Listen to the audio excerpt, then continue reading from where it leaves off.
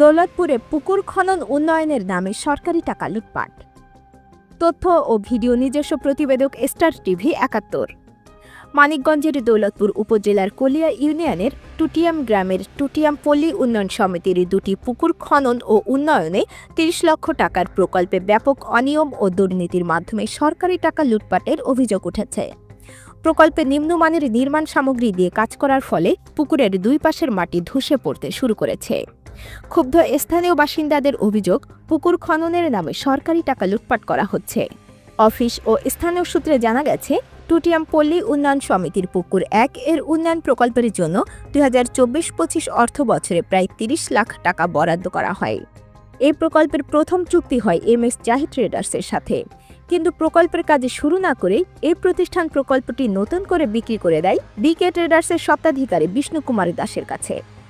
এলাকাবাসী বলেন, প্রকল্পের আওতায় পুকুরের ঘাটলা নির্মাণ, দুই পাড়ে সুরক্ষার জন্য পাইলিং এবং মাটির সুরক্ষা প্রাচীর নির্মাণের কথা থাকলেও সেসব কাজও খুবই নিম্নমানের উপকরণ দিয়ে এবং দায়সারাভাবে করা হচ্ছে বলে স্থানীয়রা অভিযোগ করেছেন।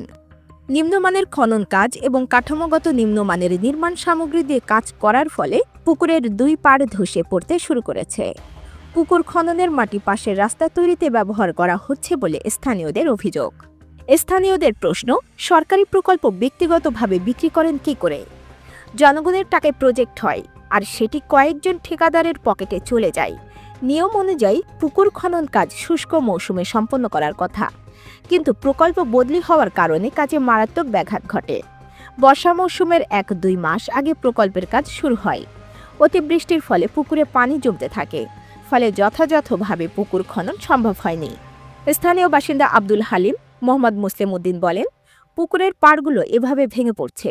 আমাদের ঘরবাড়ির পাশেই পুকুর, বৃষ্টি হলে আমাদের বাড়ি পুকুরে ধসে পড়বে। যদি কোনো সময় বড় দুর্ঘটনা হয়, এর দায় কে নেবে?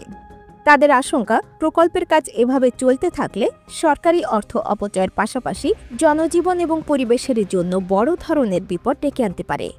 স্থানীয় বাসিন্দা মোহাম্মদ দুলাল মিয়া বলেন, সরকার লক্ষ লক্ষ টাকা পুকুর উন্নয়নের জন্য বরাদ্দ দেয়, অথচ ঠিকাদার আর কর্মকর্তাদের যোগসাজশে সেই টাকা লুটপাট করে যাচ্ছে। পুকুরের পাড় ধসে পড়ছে, পূর্ব পাড়ের পাড় ভেঙে গেছে। আমরা সব সময় আতঙ্কে আছি। পাড় ভেঙে যাওয়ার কারণে আমাদের ছেলেমেয়েরা স্কুল কলেজে যেতে পারছে না। আমরা চাই সরকারের ঊর্ধ্বতন কর্তৃপক্ষ যেন দ্রুত তদন্ত করে ব্যবস্থা নেয়। এই প্রকল্পের সঙ্গে যুক্ত প্রথম 2 ঠিকাদারি প্রতিষ্ঠান MS জাহিদ ট্রেডার্স এবং রয় ট্রেডার্সের সঙ্গে যোগাযোগের চেষ্টা করা হলেও তারা কোনো বক্তব্য দিতে চাননি। এদিকে বদলি ঠিকাদারি প্রতিষ্ঠান BK ট্রেডার্সের স্বত্বাধিকারী বিষ্ণু কুমার দাসের কাছেও জানতে চাওয়া হলে তিনি বলেন, অতিবৃষ্টির ফলে পাড় ধসে পড়েছে, সেগুলো ঠিক করে দেওয়া হবে। উপজেলা প্রকৌশলী খন্দকার এনামুল সালেহীন জানান, টুটিয়াম পুকুরে কাজ এখনও শেষ হয়নি।